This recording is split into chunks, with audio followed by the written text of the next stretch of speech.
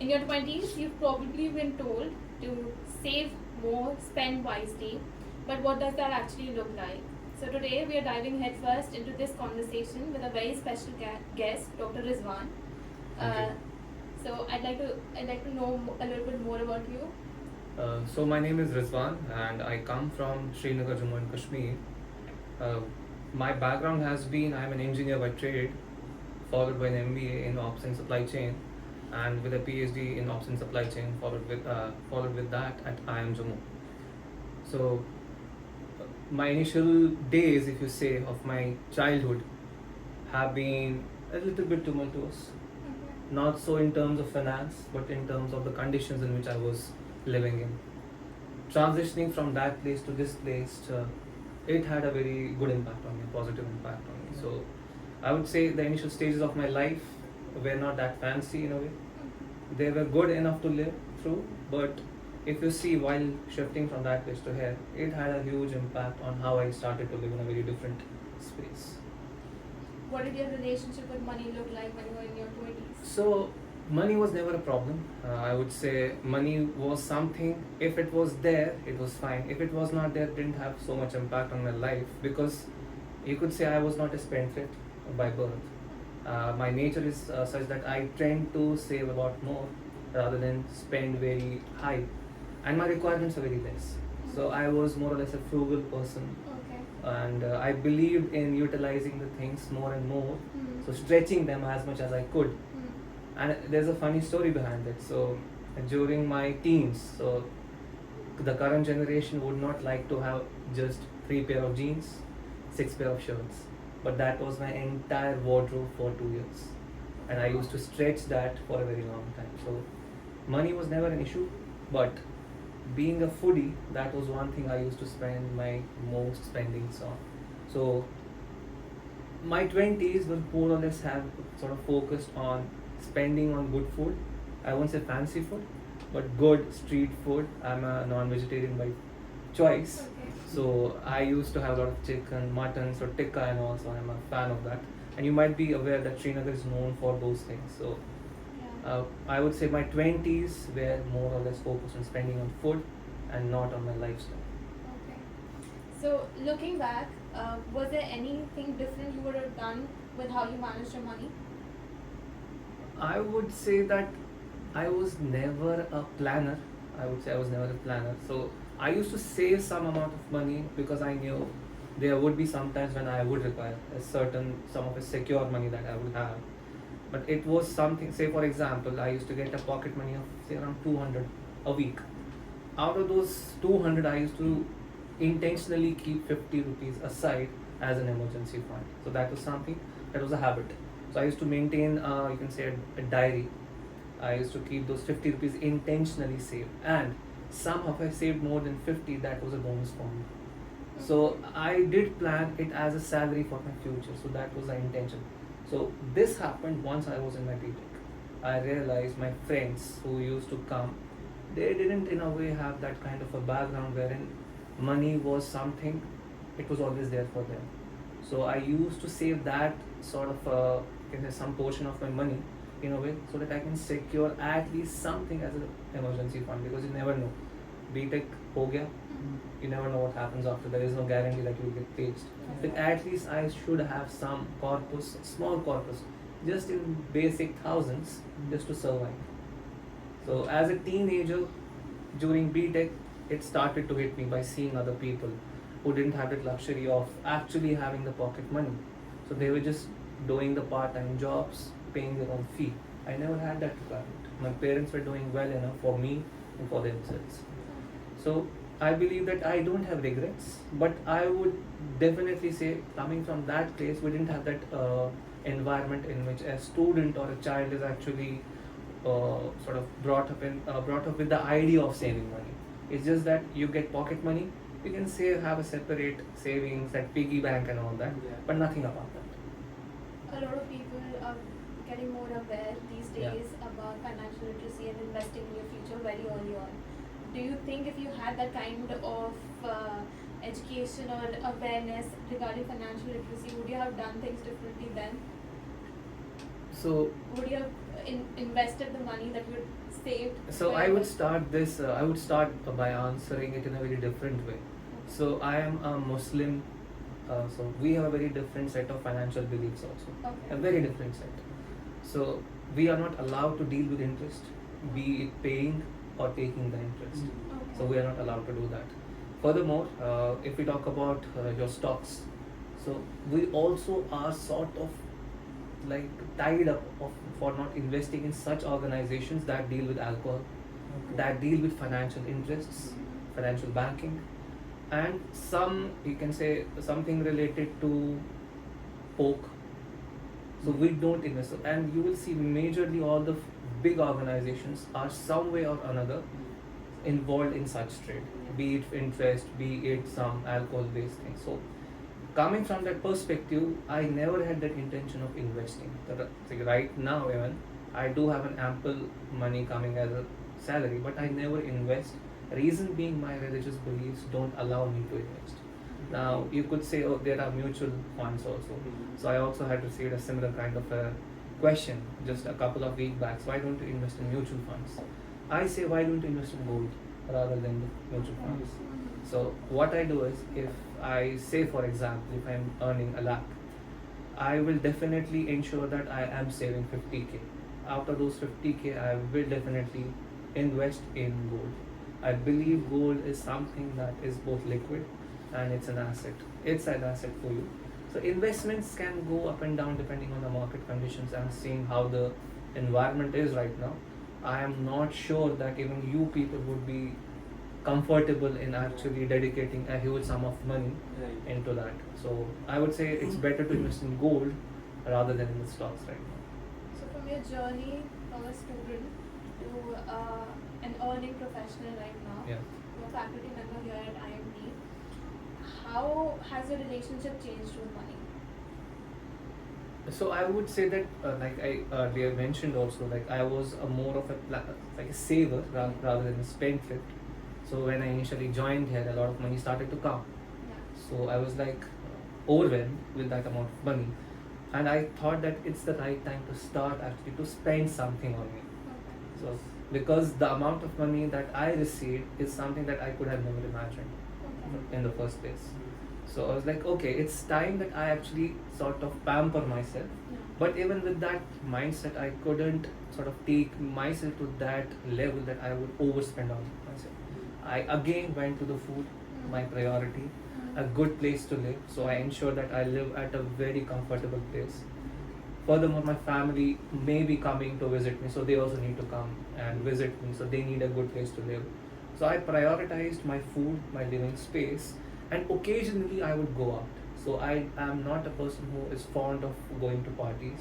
Again, you can say religious obligations. Again, you would say my own personal upbringing, my parents being doctors, so they sort of pushed me into that cage, you would say, a mental cage, that it's good to be more disciplined rather than being too sort of upright and go with the party culture and all. So I'm not saying that party culture is wrong, but I'm just saying that it's my viewpoint that it's better to save now because it becomes sort of a salary for your future. So current savings, I believe, are a salary for your future. Okay. Yeah. Nice. Okay. How do you, as a college student, when you were in your BTech, you said you spent on food and you Yeah. saved a little bit about on your for your emergency fund. Yes. Right. Now it's very different. I think it's been a decade since you were a student. As a BTech student, Yeah. how do you think students should go about budgeting their money these days? So seeing the current, so you will see the current behavioral aspects, the lifestyle aspects of the, we can say, age group between 18 to 26, I would say. Probably Gen Zs, probably Gen Zs. So more, they are more or less sort of impacted by the social aspects of the life. So since Instagram has kicked off, there was TikTok there. So you wanted to emulate someone. So in the lieu of emulating someone, some people actually used to go to such lengths. They used to be in debt. So I have this terminology known as a good debt and a bad debt here. Yes. So I would say, if you have some amount of leisure money, treat it as a good debt. So invest in something that benefits you. It could be your education. It could be something such as investments that you could have. Bad debts, investing in the lifestyle. It's something that will benefit you for a specific time period, but after some time it will only go and you won't be happy. So you lose on peace, you lose out on the money, and then you cannot actually have the similar kind of a lifestyle forever. So when you have such kind of a mindset wherein you sort of save yourself from such, you can say, lifestyles, you actually are saving for your future, isn't it? Yes. So I would have a question to you now. So a small question to you now. People who are engaged in content creation right now, you would see how much they need to invest in their, you can say, gadgets, in their studios and all that. Is it a good investment or do you think it's a bad investment? What is your opinion on that? I think it depends on the capital that you have, Yeah. but I think it's a good investment. I agree with it because the industry is now pushing towards that, isn't it? The Yeah. market is driven by influencers right now. Yeah. So in that way, I would say this becomes a good debt now, right now. Okay, yeah. It's an asset for that person. But for a person who is not seeing this as a career Yeah. and they are just doing just out of the whim and to emulate someone, it would be a bad debt for them, isn't it? Yeah, agreed. Yeah. It's, I think, the intention behind it. True. Yeah. So after your BTech, you went on to pursue your MBA, Yeah. and we know MBAs are expensive. Yeah. So, what was again your relationship with money again during your MBA? So I was very lucky. So I didn't do my MBA from a very fancy college. Okay. So I did pursue my MBA from a central university that's established in Kashmir itself, Okay. and it's a government entity. So fees was next to nothing. So Okay. I remember my fees was just 10K per Okay. semester, and luckily I would say I used to top in every semester. By the end of my degree, I received all the money back as a scholarship. All right. So I didn't have a problem with regards to my MBA. But if you talk about all the elite B schools, premium B schools, so most of the people don't have, say, a corpus of 25 lakhs staying in their parents or their own bank account so that they can spend that amount of money during the degree as well. So I do suggest that whenever you have a chance to save it. If you have a chance to invest it. So again, I would say a 50-30-20 formula that I have come across many times. So 50 as your typical spendings related to what is essential to you, 30 what could be saved, and 20 that should be essentially saved. So you need to ensure that 20% has to be part of some emergency fund for you. That 30 that is in between, that is some saving that is for your near future, months, 2 months, 3 months of planning. So that's how I would do it. And for you people having 25 lakhs of debt directly from the bank, it's a big headache. You will have to pay your 25 lakhs, say within 3 years after you are done with your degree. Realizing how the markets are right now, an average salary of 18 lakhs is expected from a normal MBA person right now, graduate right now. So in this way, I would say you would essentially take 4 years to actually pay all that sum. So if you manage your expenses once you are done after your degree, you can actually pay back very quickly. That's a good investment. It's a good investment. It's a worthwhile investment because ultimately it decides how good your life is going to be. Right. So that comes under the good debt. So I always say education comes under the good debt. Since we are on this topic about these schools, so what is your take on the return on investment that every kid in every B school talks about? And let's take it from two perspectives: of someone who has taken a loan and someone who is self-financing, or their family is capable enough to invest around 25 or 20 lakhs without having the debt. So I would respond to it in a very different way. Like every B school has its pros and cons. So if you talk about the ABCs, there is always a perception that the students that will be there are top notch. They are the creme de la creme, isn't it? They attract the best companies there are in the market.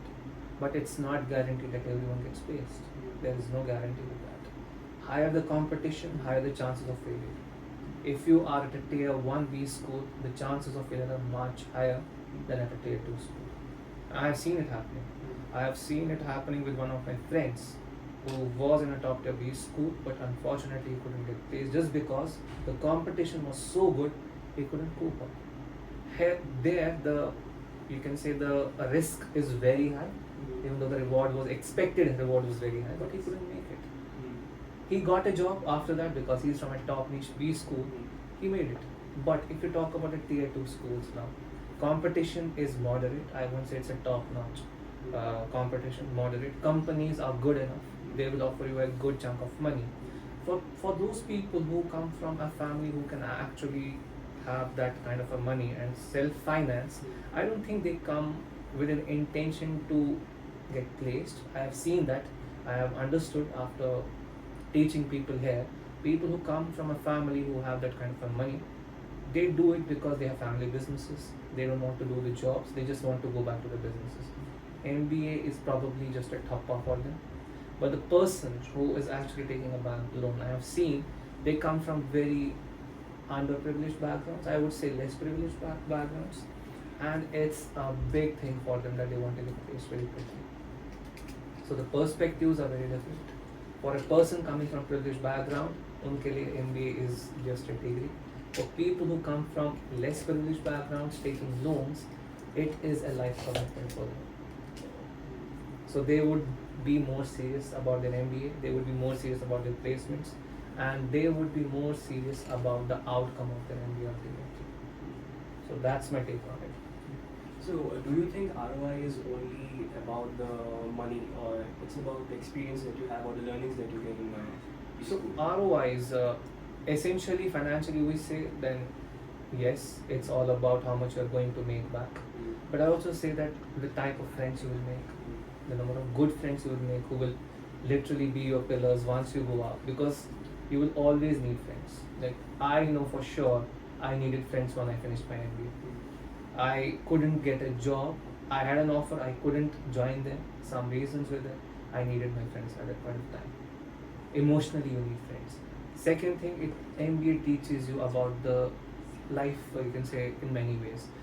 You feel a lot of pressure here. It's preparing for that corporate pressure in the future also. You get to know people, what kind of people are around you. It teaches you about life in general. Third thing, people who are very shy, introverts, they get a new experience here. So I usually push very shy students to come up, give presentations, take up a question, solve it on the board. So I try to get them out of their comfort zones. I strongly believe as an MBA school, it's our responsibility to take out the best out of you people, because everyone here is talented. It's just that we need to bring it out. So you need the opportunities, you will get the opportunities there. You need the time, we will dedicate the time. But the only thing is the child or the student should be very much, I won't say child, you are an adult here. So the person who is doing an MBA, I'm expecting them to be more responsible in a way, to take their own life decisions, to make their own life decisions in the right way. As a facilitator, I would be really happy to help them to come out of that shell and do well. So ROI, not just about the money, it's also about their life in general and how they behave after they are done with the MBA and how they make the best of their opportunities. And it's not just on for MBA, right? It's Yeah, just yeah. for any kind of education. Any kind you of want an to pursue. education, yes. A lot of people might be thinking of pursuing their higher education from abroad or from True. outside of India. Again, very expensive. Very expensive and no guarantee of a job as well. Yeah. Okay, so we were also talking about how social pressure makes people spend more. So, what do you think can we do to deal with it? I always have this mantra of believing in yourself and not emulating someone else. So you will always have someone better than you. Accept that. First thing is acceptance.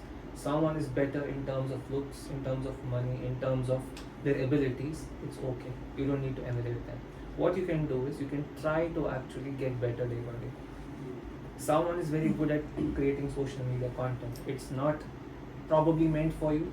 So if you are unnecessarily pushing you into that road, you may fail in terms of what? First, your peace. Your peace is gone. Your money is gone. And finally, what you realize is that amount of efforts and time you gave towards that, you're not worth it. So the disappointment. So if you make peace with that one thing, that someone is better than you, accept it. You can push yourself to get better in your own strengths rather than pursuing something else. Second thing would be always deal with these bullies. I treat some show of people as bullies. I call them bullies, social bullies. You have to treat them in such a way. So create a very strong mindset that you are not influencing that. and maintain a peer group that is always holistically pushing you for the better. Don't go for those people who will be pushing you to just spend money, create a fake lifestyle that you cannot support. And finally, it's your money, it's your parents' money that you're going to spend. So respect that money, reason being it's going to be salary in the future. Again, the same answer. So I've seen that this type of thing happens a lot because of the FOMO that we talk about, the fear of missing out. Like friends will ask you for hanging out or going out for anything, and that takes a toll on the expenses that someone might not be able to spend that much. So let's say some person, a person is able to save around 1,000 or 2,000 rupees in a month. So what would you say that student should spend that money into? So again, it comes to how you actually behave. Like, I honestly feel like the current generation believes in emulating the big people rather than being the better person. So if you just want to emulate someone, it doesn't make any sense. I'll give an example. Harvard professor teaching at Harvard Business School, I want to emulate him. Is it possible? It's not going to happen. He is trained, he or she is trained in a different way. They come from a very different ecosystem. They are teaching at a very different ecosystem. I cannot just push myself to that level. What I can do is take the best learnings from their experiences and do what is best for me rather than just emulate them. For you people, if you see that in the current generation, fear of missing out on something, that if we don't have that kind of a shoe, if we don't have that kind of a dress, people won't accept us. They won't allow us to join them in the parties. I strongly believe it's your personality that actually represents you the best. Dress never matters. What shoe you are going to wear doesn't matter. If you know how to carry yourself even with cheap thrift wear, you can make it to anywhere. So if you are a frugal person, what I mean to say by frugal is jugadu. So you should know how to prepare yourself, how to sort of dress yourself rather than buying a very high-end label, Louis Vuitton and all. You cannot afford that every weekend. Some people may afford that, good for them. It's not meant for you. You can use a thrifted way of dressing yourself.